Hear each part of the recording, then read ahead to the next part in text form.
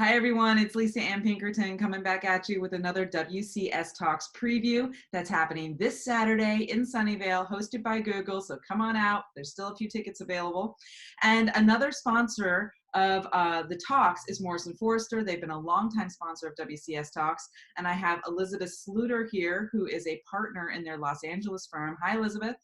Hey there, how's it going? Pretty good. Happy Halloween. You as well. Apologies for the wardrobe, but at least it will be memorable, right? I dressed up as an entrepreneur who works from home. There you go. Your talk on Saturday is going to be impact in renewable energy. And that's kind of a broad topic. So I wanted to ask you, what are you planning on focusing in on here for your 10 minutes on stage? So what I do is I actually specialize in renewable energy, primarily working with developers, lenders, and investors who are trying to put, the money in the ground and actually tick off the ESG, environmental, social, and governance aspects of impact. So what I'll be providing to the audience is an opportunity to walk through some of the different types of impact work that can be seen in renewable energy. We'll be talking about different programs, and then also which type of opportunity presents the, quote, biggest impact. Oh, interesting. Well, you want to give us a little preview of some of the specifics that you might cover? What does it mean by impact? Sure. So, Google's hosting, and Google is at the forefront of this wave when it comes to making an impact using renewable energy.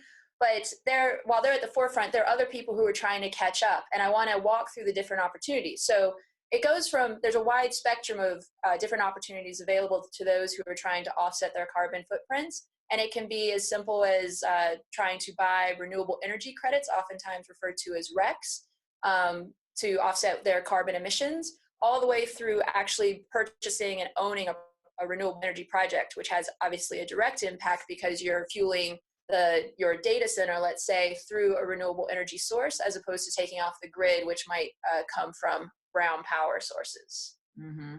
Okay, very good. And why was this topic important for you to cover personally? So I've been in renewables for over a decade, and what is astounding to me is the fact that I have seen a full revolution in the market, not a movement, but a revolution, meaning that corporate America has taken the lead in advancing the initiative of renewable energy. But we have to keep in mind that these corporate, the Fortune 400 are not necessarily in energy, right? So they're trying to make a step forward. And what this presentation is going to be about is how each type of opportunity adds to the whole. There's no one size fits all. So it's presenting a panoply of different options and opportunities so that potential people who are thinking about other ways that they can advance their internal sustainability initiatives, can think outside the box. And also it will also be going through some of the pros and cons, both from the impact investor or financing party's perspective, as well as from development. Okay, fantastic. And I love that you're going to be talking about this kind of stuff because I think in general, when we think of renewable energy projects, we just think that someone decides they want to put something somewhere and they put it up. They don't understand all the legal agreements and documents and permitting and all of the back office activities that go into actually getting a project in the ground. And that's what you all do. And we're all very thankful for that work.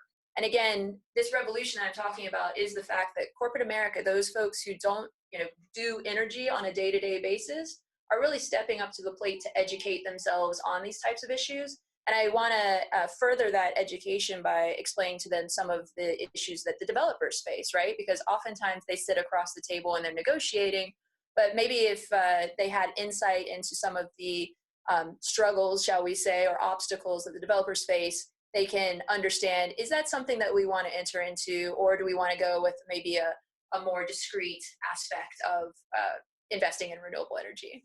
Okay, fantastic. Well, thank you very much, Elizabeth Sluder from Morrison Forrester, who's going to be one of our speakers. And Morrison Forrester is also a longtime sponsor of WCS Talks, which is happening on November 2nd in Sunnyvale, hosted by Google and others. So thank you very much for joining us today, Elizabeth. Happy Halloween, and we'll see you on Saturday. You as well. Have a good day.